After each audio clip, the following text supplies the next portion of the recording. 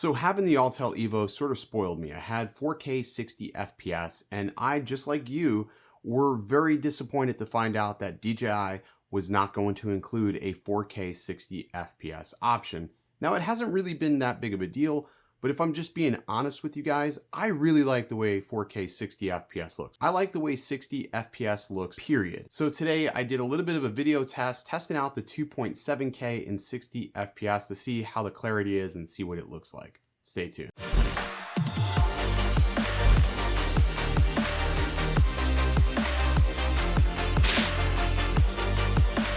What's going on, everybody? Welcome back to Phones, Drones, Tech. I'm Original Dobo, and if you're new here, consider hitting that subscribe button at the end of the video. DJI has not included 4K 60 FPS for some reason. I don't know why, and there's really no reason because the processing unit in this drone is the same that the Evo has, which is the Ambarella, am I saying this right? Ambarella H3. Anyways, it's actually capable for 4K 120 FPS. And this sort of seems like DJI is doing the same thing that Canon does with their lineup of cameras and sort of cripple, the base mid-tier cameras so that they can protect their top-tier premium cameras.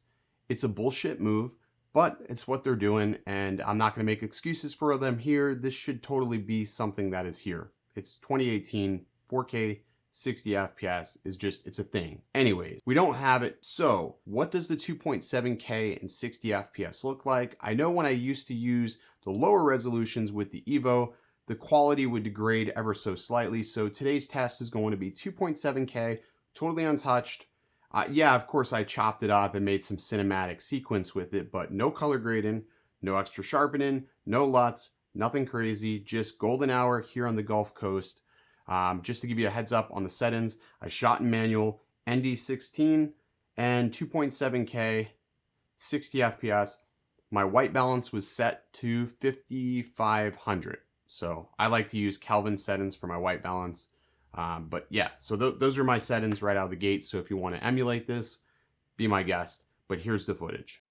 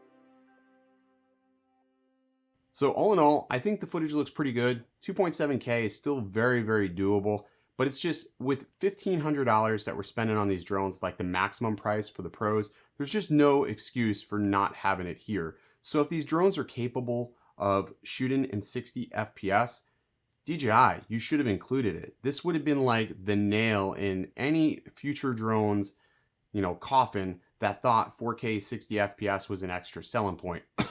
I'll tell. But you didn't. So honestly, as far as FPS and portable drones, the Autel will still reign supreme in that department until there's an update. And that very well could happen. I won't hold my breath, but in any event, just thought this was sort of interesting comparing the footage. Let me know what you guys think about this footage. Could you tell the difference? Is 2.7K a big deal to you? Leave a comment, drop a like. I'll talk to you guys next time. Stay original.